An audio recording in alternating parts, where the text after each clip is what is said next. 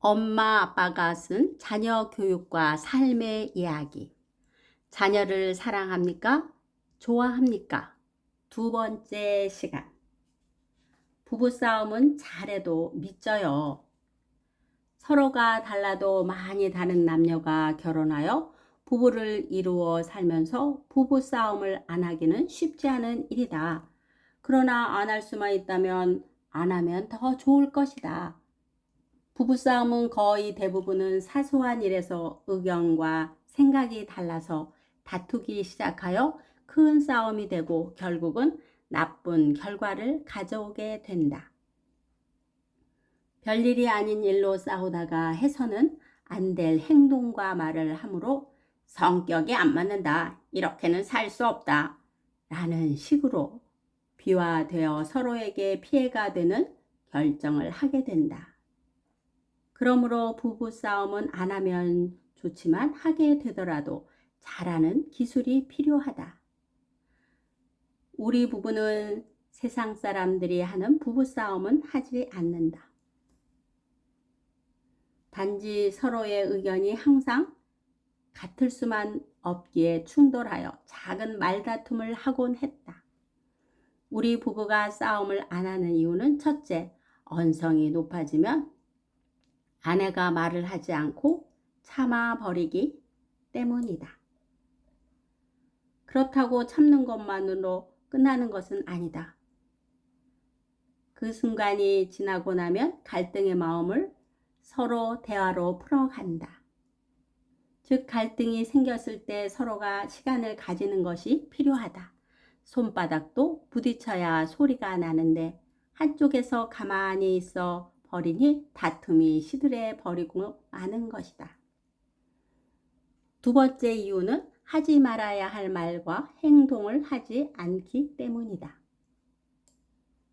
우리는 이 선을 잘 지키고 있다.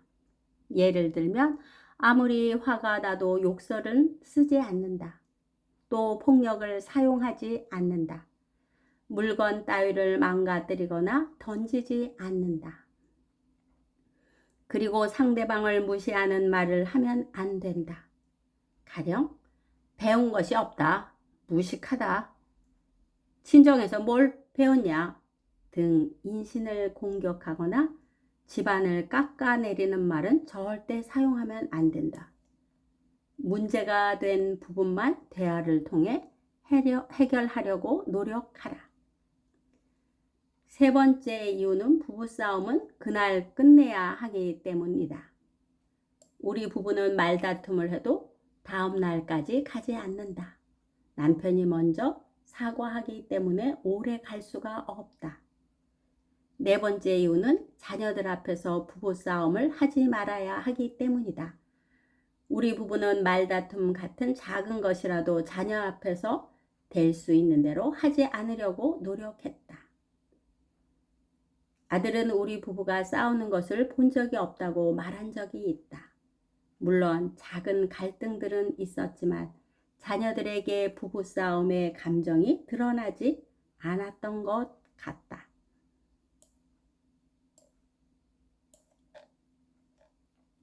우리 부부는 자녀들이 다 성장했는데도 그 앞에서 가벼운 포옹과 가벼운 뽀뽀를 한다. 어려서부터 했기 때문에 자연스럽다. 지금은 딸이 웃으면서 우리 보고 애정행각 그만해 라고 말한다.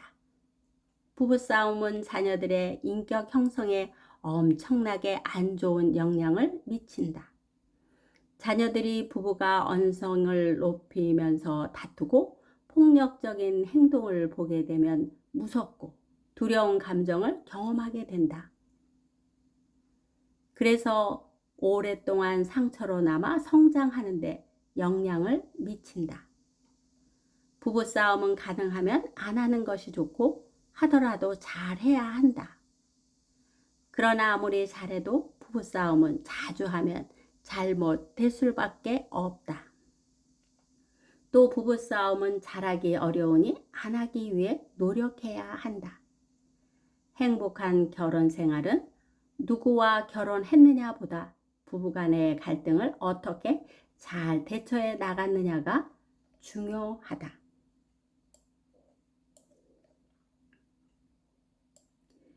자녀는 누가 만들었나요? 자녀는 기업이며 상급이다.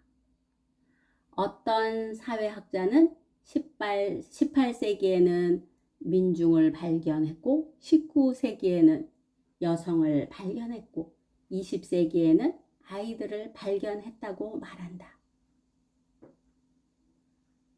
만시지탄이 있지만 뒤늦게라도 아이들에게 관심을 갖게 되었다는 것은 그나마 다행이다.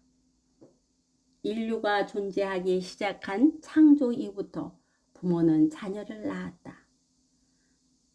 늦었지만 자녀의 가치에 대한 재발견은 오늘날의 부모와 어른들에게 새로운 의미를 부여하고 새로운 각오를 다지게 하고 있다.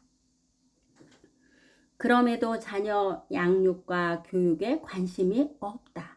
아니, 있어도 어떻게 해야 할지 몰라 우왕좌왕한다. 실패하는 사람이 많다. 자녀 교육에 대한 욕심만 많았지 방법이 서툴러서 자녀들에게 상처만 주고 삐뚤어져서 문제 청소년이 되거나 사회 적응을 하지 못하여 운둔형 인간을 만드는 경우도 있다. 우리나라 옛말에도 자식농사라는 말이 있다. 자녀를 잘 키우는 것은 농사만큼 신경을 많이 써야 한다는 뜻도 있지만 일반 농사보다 더 중요한 것이 자식 농사라는 뜻도 포함되어 있다.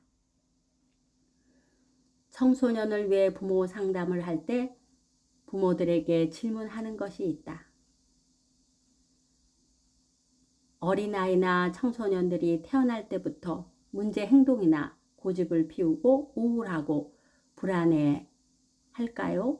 라고 물으면 100% 아니라고 한다. 태어날 때에는 모두 선하고 귀하고 희망적인 표현을 한다. 모든 부모들은 자녀가 돌이 되기 전까지는 넘어져도 일어설 수 있도록 손을 잡아주고 일어날 수 있다고 박수를 쳐준다. 그러나 돌이 지나면서부터는 다른 아이들과 비교하면서 격려와 지지보다는 부모의 기대치를 채워주는 도구로 변신해야 하기 때문에 자녀들은 버거워하고 힘들어하고 있음을 알아야 한다. 결국은 부모가 주는 욕심의 걸음 때문에 자녀들이 각자 가지고 있는 잠재력을 펼쳐보지도 못할 수 있다. 그래서 문제 청소년이 되어가고 있는지도 모른 채 자녀 문제로 고민하는 모습을 본다. 문제를 대할 때 자녀들이 무엇 때문에 아파하고 있는지를 잘 살펴보아야 한다. 나이 먹은 어른이 아니라 성숙한 어른으로 사랑과 배려와 지지를 배울 수 있는 거울 부모의 모습을 보여주어야 한다. 어릴 때 일어나라고 박수치며 잡아주던 손을 끝까지 격려와 지지로 잡아줄 때 우리 자녀들은 실패할 때도 일어서고 세상을 넉넉히 이어가며 행복한 삶을 살아갈 것이다. 예수님께서도 아이들을 데리고 온 부모를 인정하고 그 자녀들을 품에 안고 기도해 주셨다. 동시에 어린아이들이 내게 오는 것을 용납하고 금하지 말라. 하나님 나라가 이런 자의 것이니라 고 말씀하셨다. 하지만 제자들은 어린아이들을 데리고 온 부모들을 꾸짖었다. 이 모습은 당시 일반 사람들이 아이에 대해 어떤 생각을 가지고 있었는지 짐작해 하는 모습이다. 예수님의 아이들을 보는 가치관이 그 당시 사람들과 얼마나 달랐는지 쉽게 알 수 있다. 자녀는 하나님께서 우리에게 주신 기업이요, 태열매요, 상급이다. 그러므로 다른 기업, 사업보다 자녀를 잘 양육하고 교육하는 것이 우리에게 상급이 되니 자녀는 축복의 열쇠가 되는 것이다. 자녀를 갖기 위한 준비와 설계. 우리 부부는 2명의 자녀를 낳았는데 모두 결혼하여 가정을 꾸리고 자녀를 낳아 양육하고 있다. 딸, 아들 2명의 자녀를 키우고 가르치며 일어났던 모든 일들을 담아내려고 한다. 학문적인 기술이 아니라 배우고 깨닫고 체험하며 느낀 것들을 기록하고 남기려고 한다. 우리 부부라고 해서 실수하거나 실패한 적이 없는 것은 아니다. 하지만 실수와 실패까지도 오히려 도움이 되도록 변화를 이끌어내었던 과정들을 소개해 이 글을 읽는 이들의 자녀 교육과 양육에 조금이나마 도움이 되기를 바랄 뿐이다. 다른 욕심은 없다. 우리 부부는 그 시절 누구나 그랬던 것처럼 단칸 새방에서 신혼생활을 하기 시작했다. 당시 신학생이었고 전도사였기 때문에 경제적으로 매우 어려웠다. 그럼에도 우리는 자녀를 5명 낳고 싶었다. 남자 3명, 여자 2명을 낳으면 남자 형제가 있어 서로 힘이 되고 여자 형제가 있어 서로 위로가 되고 숨김없이 대화 상대가 되어 형제 자매끼리 아름답게 살아갈 수 있을 것이라고 생각을 하였다. 하지만 개척교회를 시작한 우리는 어리석게도 자녀가 많으면 하나님 나라 복음 사역에 지장이 많고 성도들에게도 부담이 될 것이라고 생각했다. 지금 와서 생각하니 하나님에 대한 오해였다. 하나님은 하나님의 형상대로 남자와 여자를 만드시고 복을 주시며 말씀하시기를 생육하고 번성하여 땅에 충만하라, 땅을 정복하라 고 하셨다. 하나님의 뜻을 몰라도 정말 몰랐다. 당시에는 둘만 낳아 잘 기르자는 국가 선전에 넘어갔고 또 개척교회 할 당시에는 자녀가 많으면 새빵을 얻을 수 없다는 것도 전도사들의 고통의 소리에 영향을 받아 딸과 아들 1명씩만 낳고 말았다. 살아오면서 지금까지 한 실수 중 가장 잘못한 일이라고 후회했다.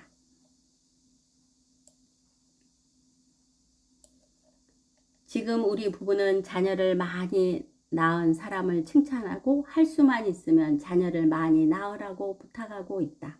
감사하게도 우리 딸은 자녀를 3명 낳았다. 우리가 못한 귀한 일을 했다며 존경한다고 딸을 칭찬했다. 요즘 딩크족과 동성애자들이 많이 있다. 동성애는 성경적으로나 하나님의 뜻으로 볼 때 잘못되었다. 동성애를 하는 당사자들이 잘못되었다는 말이 아니다. 동성애가 잘못이라는 말이다. 동성애자만 있다면 인류는 멸망하고 말 것이다. 딩크족은 자기들끼리만 행복하게 살기 위해 자녀를 갖지 않는 사람들을 말한다. 이 또한 하나님의 뜻에 어긋난 일이며 잘못된 이기주의이다.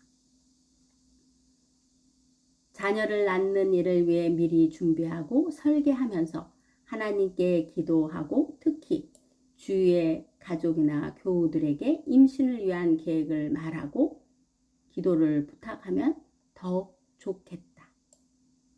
태교의 중요성. 임신을 하면 그때부터 아내는 물론 남편 역시 임신한 사람과 다름없이 세심한 주의와 노력으로 함께 태중의 자녀 교육을 해야 한다. 태교에 관한 책은 시중에 많이 나와 있다. 우리 부부가 임신했을 때는 그리 흔치 않아서 우리 나름대로 태교를 하였다. 부부와 주위 사람들이 할 일. 하나님께서 짝지어 주신 부부에게 또한 하나님께서 새 계명을 맡겨 주셨음을 기억하고 기뻐해야 한다. 임신한 아내도 기뻐하였지만 특히 남편이 더 많이 기뻐하고 아내를 축하해 주어야 한다. 그래야 10달 동안 힘든 과정을 남편의 사랑의 힘으로 잘 이겨낼 수 있다. 이러한 일은 임신한 아내만을 위한 일이 아니다. 뱃속에 있는 태아도 느끼는 이름을 기억해야 한다. 우리 부부는 남편이 신학대학원생이라 졸업한 후에 자녀를 가지려고 피임을 하고 있었다. 또 아내가 결혼하면서 친정집에 빚을 1년간 갚아주어야 하기 때문이기도 했다.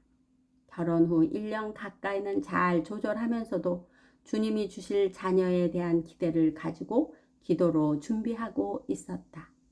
어느 날 아내의 몸에 이상이 와서 병원에 갔더니 임신이라고 하였다. 요즘처럼 확인하는 기구도 없을 때이므로 3개월이 되었다는 것을 병원에 가서야 안 것이다. 하나님께서 우리에게 딱 맞게 주신 것임을 믿고 우리의 어리석음을 내려놓으며 정말 많이 기뻐했다. 우리는 두 손을 잡고 하나님 감사합니다를 연발하였다. 가족들에게도 알리고 교회에도 알리고 기도를 부탁하였다. 주위 사람들도 모두 기뻐하면서 축복해 주고 기도해 주었다. 우리 딸은 이렇게 하나님의 계획 안에서 사람의 생각을 넘어 우리 부부에게 찾아왔다. 배에 손을 얹고 기도하다. 우리는 시간이 날 때마다 배에 손을 얹고 기도했다. 주님 감사합니다. 우리 가정에 새 생명 주심을 감사합니다. 우리가 잘나서가 아니라 하나님의 계획이 있어서 이 땅에 보내신 존귀한 생명인 줄 믿습니다. 주님 건강하게 잘 자라서 순산하도록 은혜 내려 주시고 사랑으로 도와주시고 함께 해주세요. 예수님의 이름으로 기도합니다. 아멘. 뱃속에 있는 아기는 알아들었다는 듯이 유난히 꿈틀거렸다. 특히 발길질을 잘해서 남자아이라고 생각했을 정도이다. 앞으로 자라서 축구 선수가 되려나 하면서 우리 부부는 웃곤 하였다. 뱃속의 아기와 대화하기. 태담이란 아기와 대화를 나누는 것으로 태아의 뇌세포를 자극해 똘똘한 아기를 만드는 데 도움이 된다고 한다. 태동이 시작되면 태아가 외부의 소리나 행동에 반응을 하기도 하고 엄마의 감정 변화에 따라 단단하게 뭉치거나 조용해지는 등의 반응을 나타낸다. 임신 20주에 태아에게 들려준 이야기를 출생 후에 기억한다는 연구 결과도 있다. 따라서 태동이 시작되면 엄마는 말과 행동에 조심하며 태교를 하는 것이 중요한데 이때 소리를 내어 배에 손을 얹고 기도한다면 축복과 더불어 건강한 정서적 안정을 체험할 수 있을 것이다. 우리는 뱃속의 아기와 그날 있었던 일 등을 말하며 즐거워했다.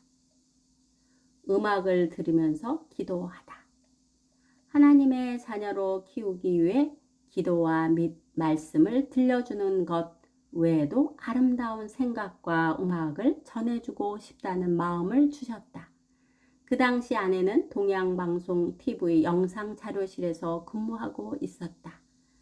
점심시간이면 습관적으로 가까이에 있는 정동교회에 가서 기도를 했다.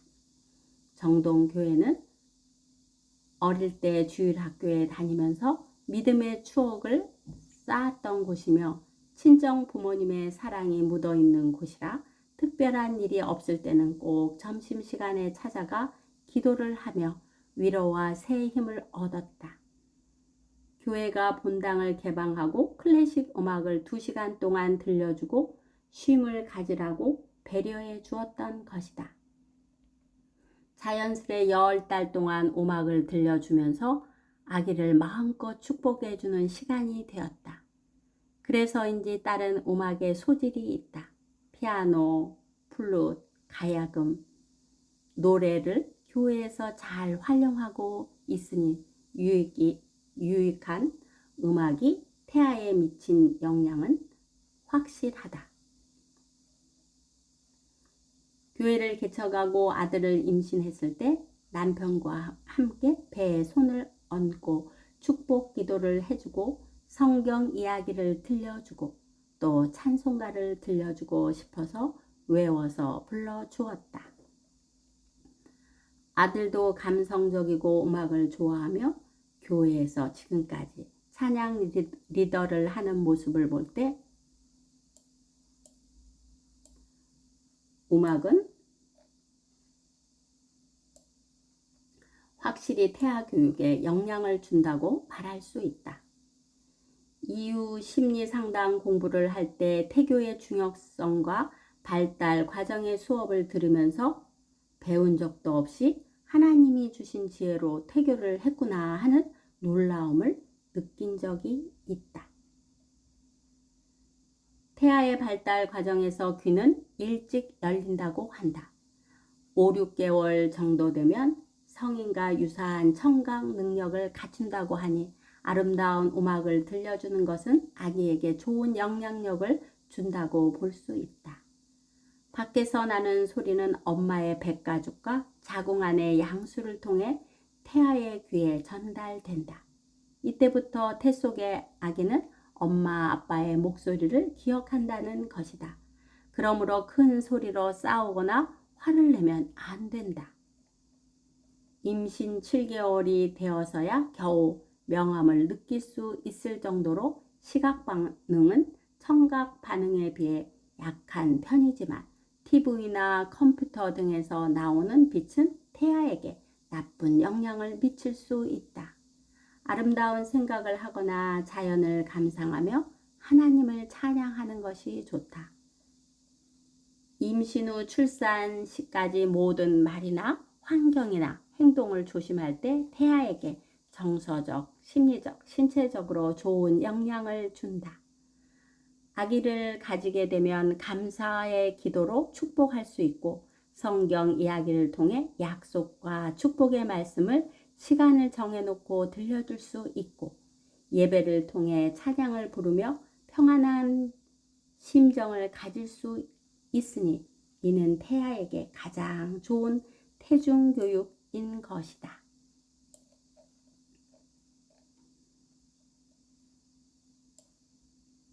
우리 부부가 함께 임신을 감당하여 태아와의 밀착감을 높일 수 있는 태교 방법으로 매일 규칙적인 시간에 성경을 읽어주고 즐거운 마음으로 찬양도 불러주고 음악도 들려주며 태담을 하면서 기도해 주었던 것이 믿음의 기초를 심어주는 시작이었다고 생각한다.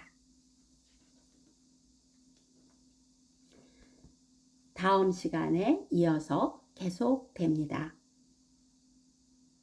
오늘도 행복하세요.